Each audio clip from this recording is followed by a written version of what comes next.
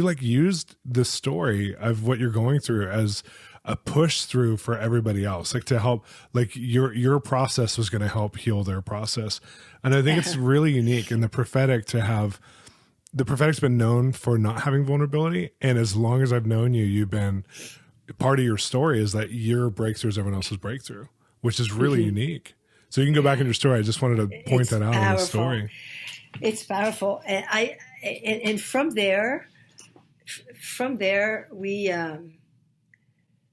I began to realize that it was more important to be real, authentic, and that God can, like he spoke to me. You know, when he asked Moses, "Hey, I want you to be my mouthpiece. I want you to, and I was right there, and I was reading this, and the Lord wanted me to start teaching, to start saying something, even though it was crooked, even though it was very French Canadian, whatever, because I had to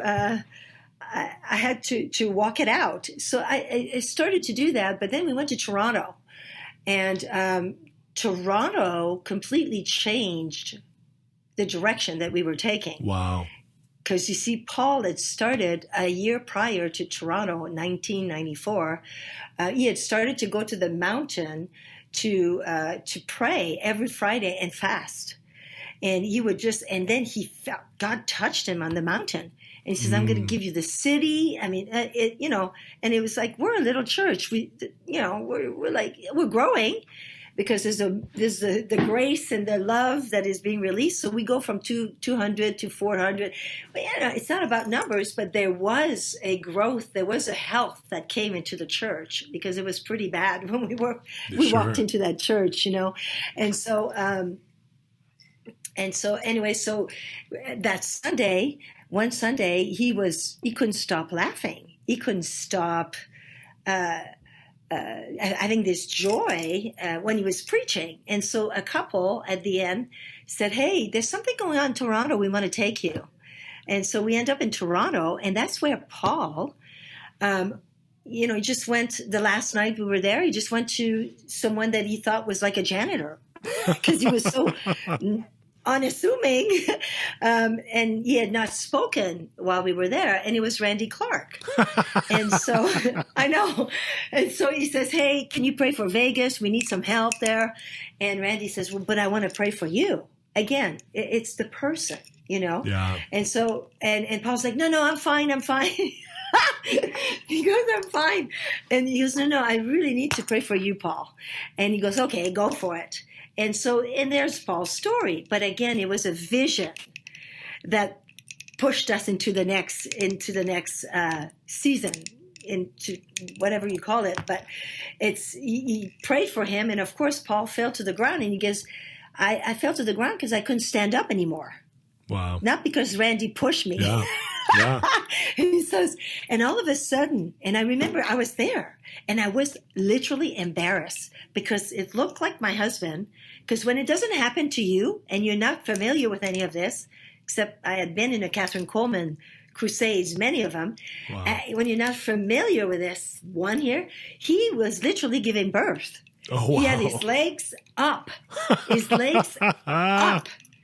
And I was like at his head, and I was thinking, oh my goodness, is a baby going to come out? Like, you like, push, It's like, I wanted to tell him to push because he was giving signs of birthing something. Wow. And then he says he saw this big vision. And it's the first time he ever saw a vision. And it was a big oil tanker, and it's like grain was being, like a big recipient, and like grain was being poured into that. And his heart was beating so fast, he thought he was having a heart attack. Wow. And then right there, it's about an hour of that. And then when he got up from this, people started to come to him. He'd pray for him and just prophesy. I mean, it was unbelievable. So when he went back to the church, it's a church, we have 2 services, still a small building. He can't even talk. He's got this travail in the prophetic expression at ICLV, which was then West Valley, that came on Paul and I first was, yes, vision, but it was this travail. Wow. It was this prophetic travail. And Paul couldn't even stand in front of a church. And he says, if you want the power of God, just come on up. And you know what? People want the power of God. They did. They came up. They ran. Wow. They didn't even know where we had gone. They just ran up and they would start falling. And nobody was touching them. And then the first person that came to him had cancer. He was healed of cancer. Wow. And then all of a sudden, our church looks like a hospital instead of a theater. Everybody's all over each other. They're moaning and groaning, being healed, delivered, whatever. They're drooling everywhere. Then the second service comes in, and same thing. They're seeing people everywhere. It's weird, but hey, if you want the power of God, just come on up. You know, he's crunched over. He cannot even talk properly. Wow. And so the now, board were you members hit in that time? Were you hit too, or was it a little later for you? It was later for me. It was later. God had to do some healing. So that's when Paul, after 100 people leaves the church after a week, because they can't find that in the Bible. Yeah. Then that's when Paul says, second chance. He said, don't do this on me anymore. It's embarrassing. And he stopped this travail, and we grew. Then we got the building and all that. In the meantime, I'm teaching women. Now I'm teaching women. But at that time, Shawn, the first wave, I call it the Holy Spirit tripped over our church. I mean, it was crazy. Like, people would come and say, when the Spirit of the Lord comes upon me, I'm going to shake my head back and forth in a service and say, no. That was the prophetic movement that came out of this. Wow. And I was like, and I didn't know anything about the prophetic, at that time. And so if I fast forward this, knowing, all that happened with Paul, but what was happening with me, I started to have prayer meetings, let's say like every Sunday at 5 o'clock till 6, before the 6 o'clock service on Sunday. And by the time I would get it to the service, I would in such travail that I would go and hide in the bathroom. Wow. And my husband would say, people are trying to greet you and you're like crying out for the city and for the kingdom. Seriously, I was trying to control it, but it was like I was getting my six pack right there in my stomach. Like, seriously, like I felt like my stomach is going to explode. And I'm like, I've got to just go in the room. And I asked the Lord one day, I said, God, what is this? If this is not you, lift this from me. If it is you, confirm it with me. And he took me to 2 Corinthians chapter 5, where it says that the groaning in our body, the groaning inside of us is for a desire for habitation of heaven on earth. Yes. And I said, Lord, I'll take that. Seriously. Bring heaven through me. That's fine. And so you see what happened? My husband would tell people, my wife is travailing in the bathroom. I don't even know if they know what that means. So I didn't know what to do with it. Then Bill Johnson comes to our church. Nice. That was 13, 14 years ago, 15 maybe. And he sees me in the green room coming out of the bathroom because I was travailing. And he goes, you're a prophet. And I go, excuse me? I'm like, are you serious? And I'm like, I don't even know what that is, really. And he goes, you'll find out. I said, why am I always afraid? He goes, because that's sometimes the prophet's Achilles' heel. Remember Elijah with Jezebel's message? Yeah. I said, oh. I said, well, why am I in the bathroom after a prayer meeting and I can't, I feel like I'm going to give birth to a baby. He goes, why are you hiding in a bathroom? That's lightning. That's the presence of God. Go back, go to the platform. He says, I wish there was lightning in every service that I speak into. Wow. And permission you know granted. What, Shawn? Wow. Yes. Then I wasn't weird anymore. Or at least I wasn't, I started to understand what I was called to do or be a little bit. Yeah. So then the next year he comes back, but with Chris Volatin. And he says, they never traveled together, but he says, you've got to come to this church. So he comes, and during the service, towards the end, I am shaking so hard, Shawn. he preached on heaven invading earth, and people responded to the altar, and all of a sudden, what I have been doing for all these years, I hear coming out of people. Wow. There's a groaning, and there's a travail, and a groaning, and a desire for God and for heaven coming out of people. Wow. And I'm shaking. And so I approached the stairs there, and with my family's there and everything, and Chris and Bill come, and the worship keeps going. And I'm like, why am I shaking like this? What is going on? And Chris says, you're being set free of fear. Wow. And he just prayed for me and took all the arrows off my back. And then he says, and then I say, I had a dream this week. I never have dreams, but I had a dream this week, and it keeps coming back to my mind right now. I need an interpretation. And I said, the dream was this. I was pregnant with twins, gave birth to the twins, but then I was pregnant with another set of twins, never gave birth to them. And I was holding the set of twins that I had in my hands, and one was talking like a man-child, and the other one wasn't talking, but they were both babies. I said, what does that mean? Chris says, that's easy. The apostle and the prophet were born. They're born in this house. There's a birthing that took place. Paul, you were born before. Your birth came first. You're the more mature of the two, and that's what that man-child baby is representing. And you, Denise, you're the prophet, and you're going to start school of prophets. You're going to do this. You're going to teach. And I'm like, what?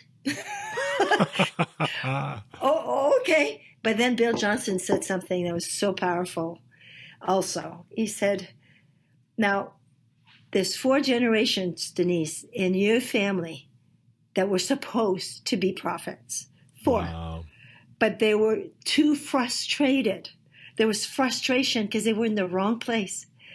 And so God has taken you out of Orleans, Ottawa, Ontario, Canada, French village, and he said, put you here in Las Vegas so that you can walk out this calling of yours. I'm like, wow. Do you know how many times that sustained me, that helped me to say, no, it doesn't matter what people say.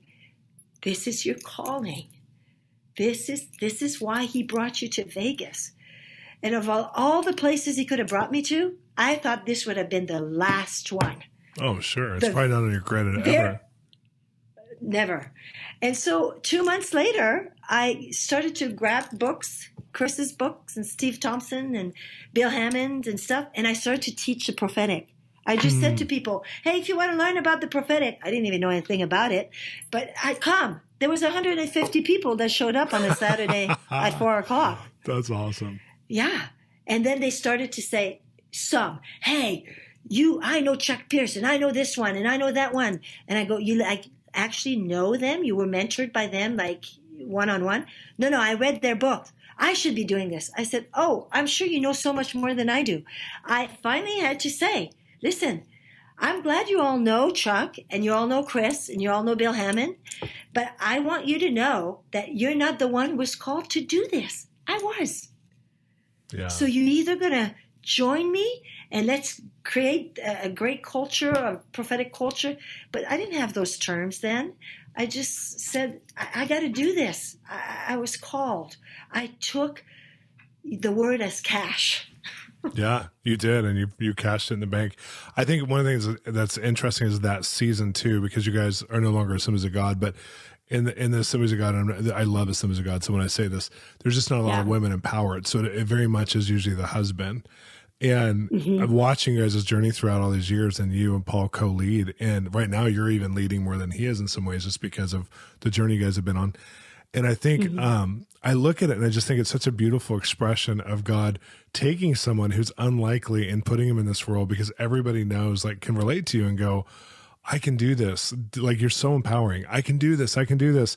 But in that day when you started the prophetic training, 12, 15 years ago or whatever, it's like there is a different map, even in your church in Las Vegas. Your guys' church is huge. Your impact is huge in the city, but you had to prophetically take steps to get there. And one of them was really your identity, which you teach so beautifully now, and you've shared so beautifully. I do want to say for our listeners, Denise and Paul have the most amazing children who they have. I mean, they're like their best friends and their grandchildren, and everything that God did in that healing was not only just for their family, but for their whole church. They have such beautiful families with healthy relationships. And it's not just because of the counseling, it's because of the journey of vulnerability. It's just been so beautiful. So we need to do a part 2 because we've run out of time. And I absolutely am loving this. But how do people get a hold of you? ICLV.com. It's 702-242-CARE if you want to call. You guys also have ICLV TV. Is that on YouTube or is it its own website? It's on YouTube. Okay, great. Yeah, YouTube. Awesome. And yes, we stream every Sunday. We have services at 9 and 11, of course, Vegas time, at 9 and 11 and 5 o'clock. So we're streaming. So I'm going to encourage you who are listening, listen to Paul and Denise on their streaming. Like, get involved with their church, ICLV.com. There's so much happening there all the time. They have events all the time. They have a school going on. They have Denise leads prophetic classes and prophetic trainings. It's an amazing, amazing community impacting a city like Las Vegas. They have so much impact outside of the church world. And I'm just so glad that you were part of this today and you were so vulnerable, Denise. Thank you so much for being on the podcast. Thank you for having me. Yeah. God bless. Bless you too. Yes, it was great. It was fun.